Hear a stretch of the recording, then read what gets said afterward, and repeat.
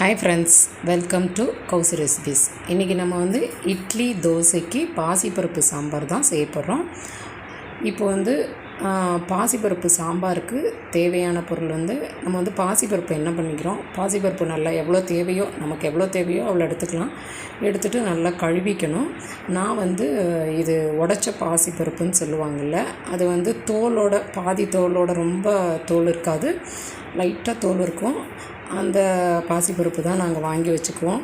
அந்த பாசிப்பருப்பை நல்லா கழுவிட்டு அதில் நல்லா மஞ்சள் பொடி, பெருங்காயம் இதெல்லாம் போட்டுக்கலாம். போட்டுட்டு நல்லா அது கொஞ்ச நேரம் ஊறணும். ஊறிட்டு அதுக்கப்புறம் ஜீரகம் இருக்குது பாருங்கள், ஜீரகமும் போட்டு வேக வச்சிடலாம். இப்போது நான் ஒரு 10 பல் பூண்டு உரிச்சிட்டு அதையும் இதில் போட்டு வேக வச்சுக்கிறேன். ஏன்னா இது நாட்டு பாசிப்பருப்பு, இது முளை கட்டின பாசிப்பருப்பு. அது என்னென்னா தோலோடையே இருக்கும், அதாவது ரொம்ப தோல் இருக்காது, உடைச்சது தான். இந்த பாருங்கள், லைட்டாக அந்த தோல் லைட்டாக பச்சையாக தெரியுதில்ல, அது மாதிரி ஒரு 3/4 பதத்துக்கு அந்த தோல் இருக்கும். நாங்கள் கழுவுனா அந்த தோல் முக்கால்வாசி போயிடும். இருந்தால் கூட இது நல்லா வாசனையாகவும் இருக்கும் இந்த பாசிப்பருப்பு. அது இல்லாமல் டேஸ்ட்டாகவும் இருக்கும் சாம்பார். சாதா பாசிப்பருப்போட இது ரொம்ப நல்லாயிருக்கும். முழு பச்சை பயிறு இல்லை, இது உடைச்ச பாசிப்பருப்பு தான். இது நல்லா கொஞ்சம் மலர்ந்த மாதிரி ரொம்ப வேக வைக்கக்கூடாது, கொஞ்சம் மலர்ந்த மாதிரி நம்ம வேக வச்சு எடுத்து வச்சுக்கிட்டோம்னா சாம்பார் நல்லா டேஸ்ட்டாக இருக்கும். இப்போது பாசிப்பருப்பு வெந்துருச்சு. இது நம்ம கடையெல்லாம் கூடாது, கடைஞ்சால் டேஸ்ட் இருக்காது.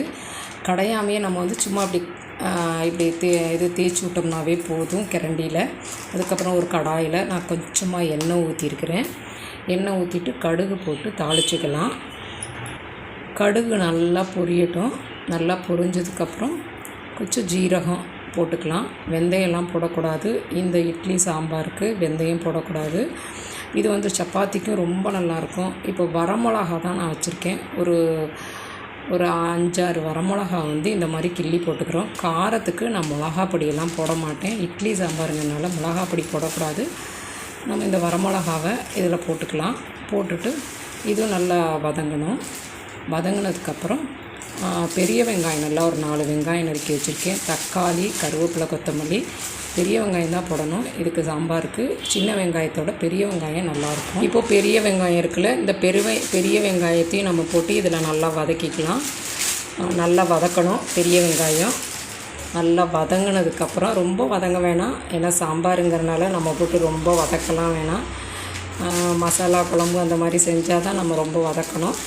லைட்டாக நம்ம இந்த மாதிரி வதக்கிக்கிட்டால் போதும். வெங்காயம் நல்லா வதங்கினதுக்கப்புறம் நம்ம நல்லா தக்காளி இருக்குல்ல, நல்லா பொடியாக நீங்கள் நறுக்கி வச்சுக்கணும். தக்காளி மட்டும் பெருசு பெருசாக நறுக்கக்கூடாது, அது அப்படியே நிற்கும்.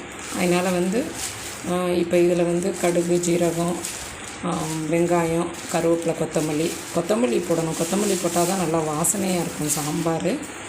இப்போ அதையும் போட்டு நல்லா வதக்கிட்டு இப்போது நம்ம தக்காளியும் போட்டுறோம். தக்காளியும் போட்டு நல்லா பொடியாக நறுக்கின தக்காளி தான் போட்டு நல்லா வதக்கிடணும். அதுலேயே கொஞ்சம் நம்ம அந்த தக்காளி வதங்கிறதுக்கு உப்பு சேர்த்துக்கலாம். உப்பு சேர்த்துக்கிட்டு நல்லா வதக்கணும். பாருங்கள், நல்லா வதங்கிடும். கடாயிலே நம்ம போட்டு நல்லா வதக்கிடலாம்.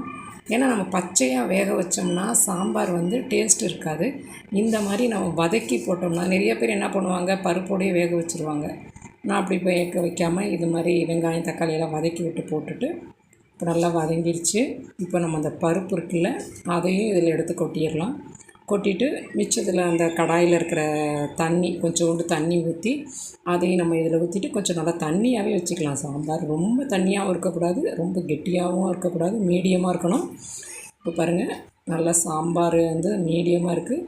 பக்கத்துலேயே நான் தோசை ஊற்றிருக்கேன், மாவு தோசை தான். நல்லா நைஸாக மாவு தோசை ஊற்றி இந்த சாம்பாரை ஊற்றி சாப்பிட்டிங்கன்னா அப்படி தான் இருக்கும், ரொம்ப நல்லாயிருக்கும். பாசிப்பருப்பு உடம்புக்கு ரொம்ப குளிர்ச்சி. அதனால் நம்ம வெயில் காலங்கள்லாம் பாசிப்பருப்பு சேர்த்துக்கிறது நல்லது. இப்போது நமக்கு தோசைக்கு பாசிப்பருப்பு சாம்பார் ரெடி ஆகிடுச்சு.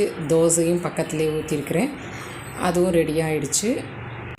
இப்போ இந்த பாசிப்பருப்பு சாம்பார் தோசைக்கு, இட்லிக்கு, அது இல்லாமல் சப்பாத்திக்கு எல்லாத்துக்கும் நம்ம சைட் டிஷ்ஷாக சாப்பிட்லாம். இந்த வீடியோ உங்களுக்கு பிடிச்சிருந்தா லைக் பண்ணுங்கள், ஷேர் பண்ணுங்கள், சப்ஸ்கிரைப் பண்ணுங்கள், கமெண்ட் பண்ணுங்கள், பெல் ஐக்கானை கிளிக் பண்ணுங்கள்.